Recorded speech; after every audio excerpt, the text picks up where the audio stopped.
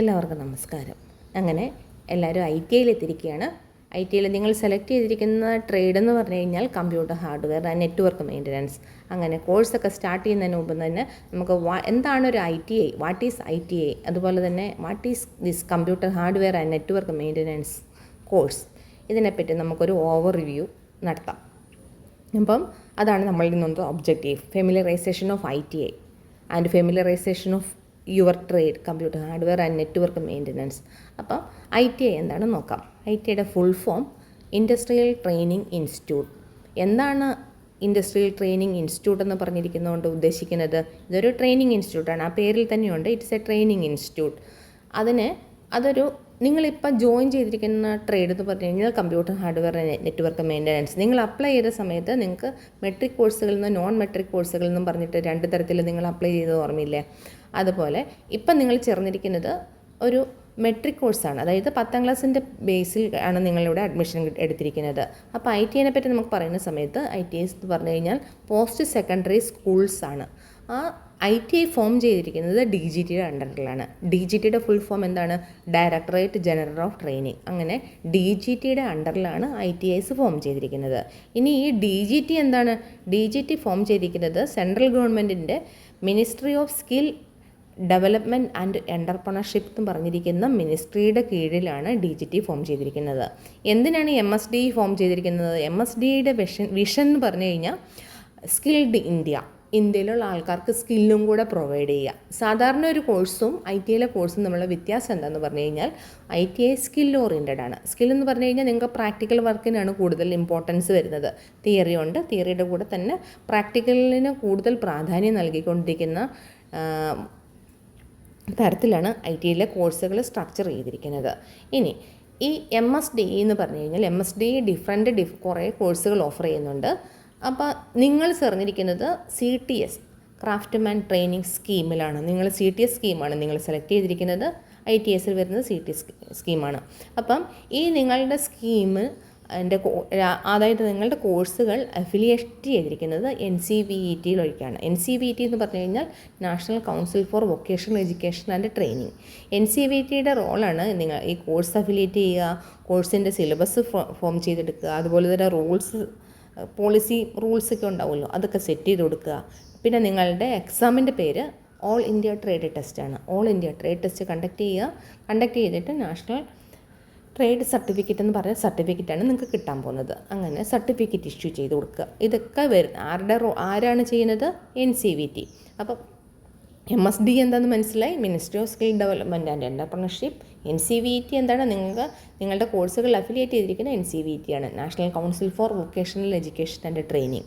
ഇനി ഈ MSDEയുടെ കീഴിൽ വരുന്ന DGTയുടെ അണ്ടറിലാണ് ITIs ഫോം ചെയ്തിരിക്കുന്നത്.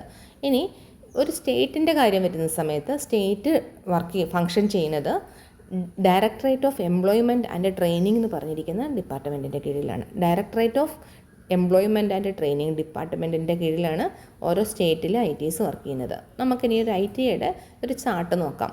ITIയിൽ നിങ്ങൾക്കറിയാം, പ്രിൻസിപ്പളുണ്ട്, വൈസ് പ്രിൻസിപ്പളുണ്ട്.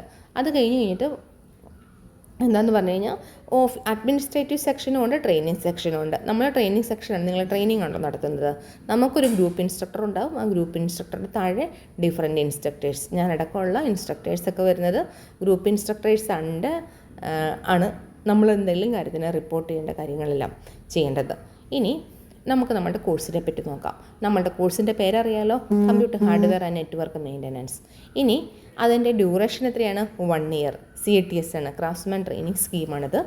ഇനി ഇമ്പോർട്ടൻ്റ് ആയിട്ടുള്ളൊരു കാര്യം NSQF എന്ന് പറഞ്ഞിരിക്കുന്ന കാര്യമാണ്, നാഷണൽ സ്കിൽസ് ക്വാളിഫിക്കേഷൻ ഫ്രെയിംവർക്ക്. NSQFൻ്റെ ലെവൽ 3.5ലാണ് ഈ നമ്മളുടെ കോഴ്സ് വരുന്നത്. എന്താണ് NSQF? NSQF എന്ന് പറഞ്ഞു കഴിഞ്ഞിട്ടുണ്ടെങ്കിൽ അതൊരു ഫ്രെയിംവർക്കാണ്. ഓരോ NSQFന് 10 ലെവലുണ്ട്. അപ്പം ഓരോ ലെവൽ കഴിയുന്നതോറും നിങ്ങൾ ഒരു ക്വാളിറ്റി അല്ലെന്നുണ്ടെന്നുണ്ടെങ്കിൽ ഒരു ഒരു കോമ്പിറ്റൻസി ബേസ്ഡ് സ്കില്ലും ക്വാളിറ്റിയും അക്യൂർ ചെയ്യുന്നുണ്ട്. അപ്പോൾ ആ സ്കില്ല് അതിൻ്റെ സ്കില്ലിൻ്റെ ക്വാളിറ്റി അഷ്വർ ചെയ്യാൻ വേണ്ടിയാണ് ഇങ്ങനെ ഡിഫറെൻറ്റ് ലെവൽസ് കൊടുത്തിരിക്കുന്നത്. 10 ലെവലുണ്ടെന്ന് പറഞ്ഞു.